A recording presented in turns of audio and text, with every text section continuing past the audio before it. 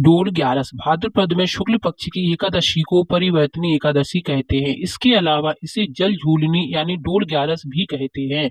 इस बार यह एकादशी 17 सितंबर शुक्रवार को रहेगी। डोल ग्यारस का महत्व। इस दिन भगवान विष्णु करवट बदलते हैं, इसीलिए इसे परिवर्तनी एकादशी कहते हैं। परिवर्तनी एकादशी के व्रत से सभी दुख दूर होकर मुक्ति मिलती है। इस दिन को व्रत करने से वाजपेयी यज्ञ का फल मिलता है। इस दिन भगवान विष्णु के बाल रूप का जलवा पूजन किया गया था, इसीलिए इसे डोल ग्यारस कहा जाता है। इसी दिन राजा बलि से भगवान विष्णु ने वामन रूप में उनका सर्वस्व दान में मांग लिया था एवं उसकी भक्ति से प्रसन्न होकर अपनी एक प्रतिमा को राजा बलि को सौंप दी थी। इसी वजह से इसे वामन ग्यारस भी कहा जाता है। क्यों कहते हैं डोल ग्यारस? इस दिन भगवान कृष्ण के बाल रूप बाल मुकुंद को एक डोल में विराजमान करके उनकी शोभा यात्रा निकाली जाती है, इसीलिए इसे डोल ग्यारस भी कहा जाने लगा। क्या होता है इस दिन? डोल ग्यारस के अवसर पर सभी कृष्ण मंदिरों में पूजा अर्चना होती है। भगवान कृष्ण की मूर्ति को एक डोल में विराजमान कर उनको नगर भ्रमण कराया जाता है।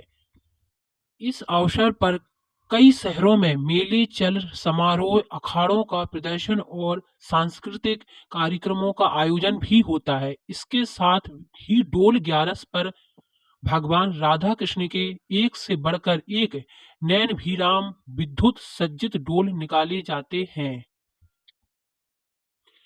क्यों मनाते हैं डोल ग्यारस? श्री कृष्ण जन्म के 16वें दिन माता यशोदा ने उनका जलवा पूजन किया था। इसी दिन को डोल ग्यारस के रूप में मनाया जाता है। जलवा पूजन के बाद ही संस्कारों की शुरुआत होती है। जलवा पूजन को कुआ पूजन भी कहा जाता है। कैसे मनाते हैं डोल ग्यारस? इस व्रत में धूप, दीप, नैवेद्य और पुष्प आदि से पूजा करने की विधि विधान है। 7 कुंभ स्थापित किए जाते हैं। सातों कुंभों में 7 प्रकार के अलग अलग धान्य भरे जाते हैं। इन 7 अनाजों में गेहूं, उड़द, मूंग, चना, जौ, चावल और मसूर है। एकादशी तिथि से पूर्व की तिथि अर्थात दसवीं तिथि के दिन इनमें से किसी धान्य का सेवन नहीं करना चाहिए। कुंभ के ऊपर श्री विष्णु जी की मूर्ति रख पूजा की जाती है। इस व्रत को करने के बाद रात्रि में श्री विष्णु जी के पाठ का जागरण करना चाहिए। यह व्रत दसवीं तिथि से शुरू होकर द्वादशी तिथि तक जाता है, इसीलिए इस व्रत की अवधि सामान्य व्रतों की तुलना में कुछ लंबी होती है। एकादशी तिथि के दिन पूरे दिन व्रत कर अगले दिन द्वादशी तिथि के प्रातः काल में अन्न से भरा घड़ा ब्राह्मण को दान में दिया जाता है।